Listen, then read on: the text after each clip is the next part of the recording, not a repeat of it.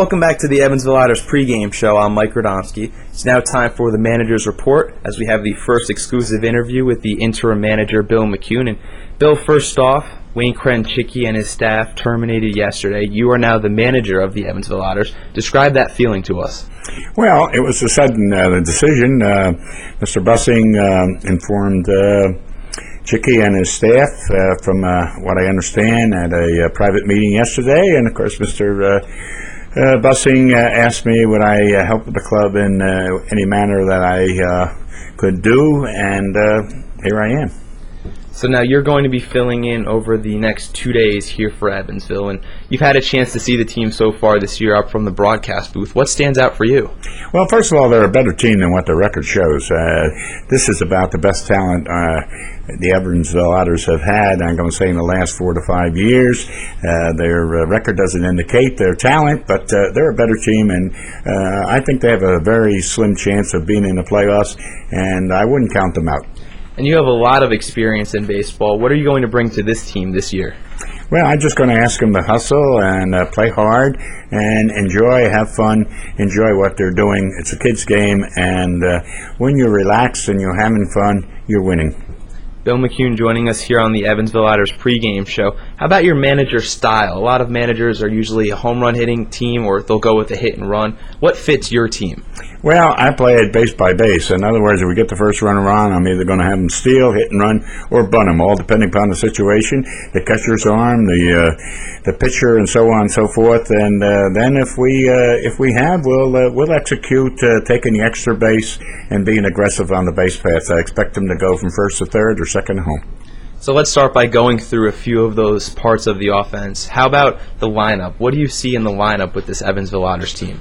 Well, you got a lot of speed. You got S.T. Harris, and you've got Alexander, you've got Rose, you've got Stanton, just to name a few, who can really run. And they should, we could possibly, not only the day or two that I manage, but throughout the year, they should have at least 50 to 100 stolen bases. And also, there is some power in the middle of that lineup. Guys like Brandon Cohen and also Derek Wiley, a recent addition. What do they bring to your team? Well, you got Cohn. You forgot Cohn. He can hit the home runs to the opposite field. And you got Scarduzzi, who's also an opposite field home run hitter.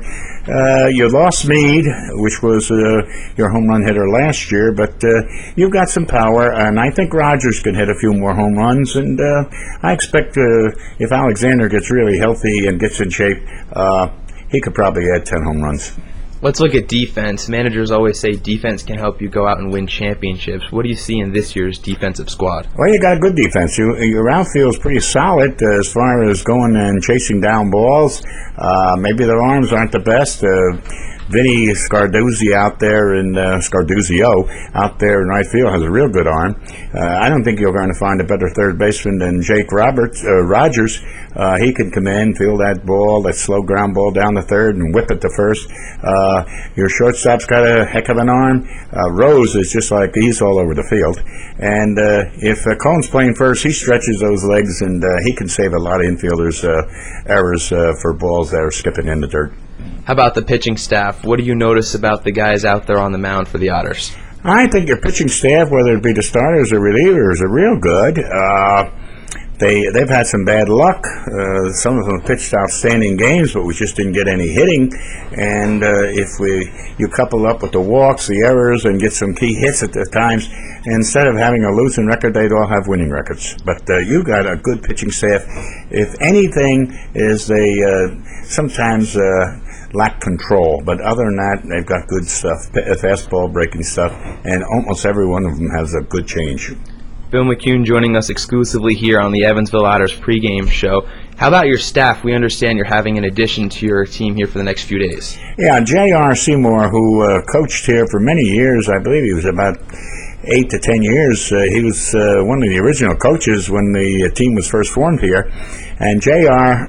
called and volunteered to assist, and we're certainly going to use him. He's going to throw batting practice and probably take care of the pitching. And then, of course, going to have a very enlightening young man from Avon, Indiana, who coaches the Brownsburg, Indiana high school baseball team. That's my son Jeff.